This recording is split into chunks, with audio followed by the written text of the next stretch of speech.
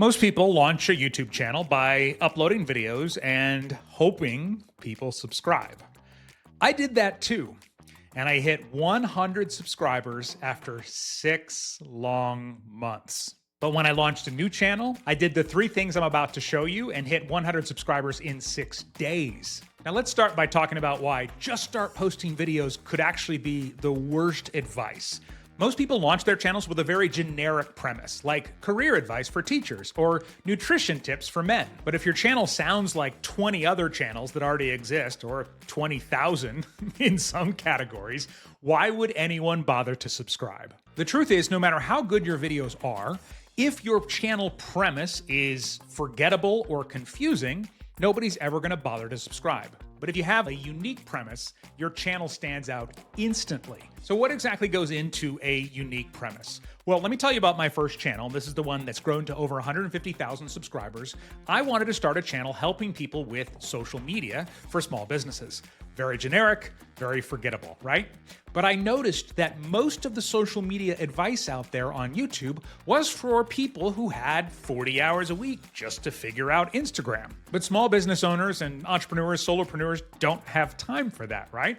So I called my channel 5-Minute Social Media, and the unique premise was we're going to help you get the maximum results from social media in as little time as possible. Now, the unique premise for this channel is we only show you how to grow YouTube on this channel, and we're showing you how to grow your YouTube channel in only 90 minutes a week. By the way, if you want to learn more about that, you can comment roadmap, and I'll send you our YT90 roadmap to show you kind of how to start doing that. So look at whatever industry your channel is for and ask what's missing or who's being left out. Because a good unique premise will make people go, oh, I need this. And that's when they subscribe and start binging your videos. So the first thing to test is to make sure that your channel has a unique premise. And by the way, if you don't even know where to start with this or you want a stronger one, I built an AI tool using the frameworks that I use to come up with unique premises, totally free. Get the link in the description of this video, which takes us to the second thing to test for your new channel. By the way, if you are new on YouTube,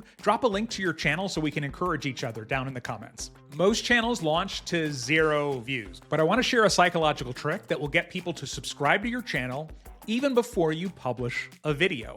And by the way, this is psychology you already know because we all feel this almost every day. Maybe you've heard the phrase, the grass is always greener, or another cliche like that. The truth is, as humans, we want what we can't have, right? Here's a post I put up on my Facebook personal profile, and it got a lot of reach and engagement, letting people know this channel was coming.